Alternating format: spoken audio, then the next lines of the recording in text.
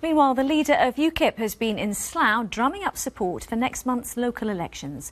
Nigel Farage has met with many local activists in what is one of Berkshire's most diverse towns. So how has his message of curbing immigration been received?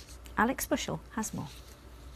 He is the leader of a party accused of racism, and today he was campaigning in one of our most ethnically diverse towns.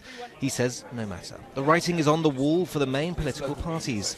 The problem is, so are photos of would-be supporters at the pub he chose to hold his photo call. Slough is one of the most economically vibrant towns in the country. Its success has been built on migrant labour, and yet your immigration policy would have Slough not ever exist. Why should people here vote for you? No, I mean, come on, let's just get a sense of perspective on this, shall we? We have three political parties who support a total open door to 485 million people with no checks or controls of any kind at all.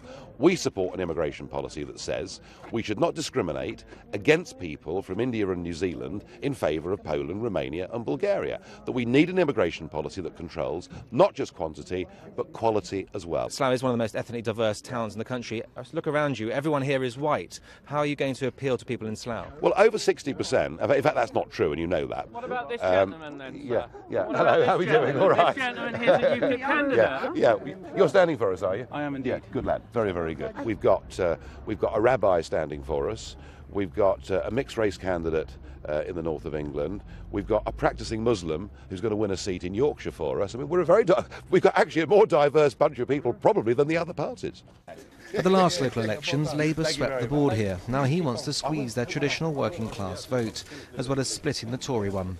Traditional Labour voters like Harvinder Dayal, who has come over to UKIP. It's the people who are fed up from the Labour and from Conservative because, you know, we keep on having them and they promise and they don't keep their promises. Elsewhere in the town, though, and UKIP's appeal is less obvious. People come from outside this country, willing to work.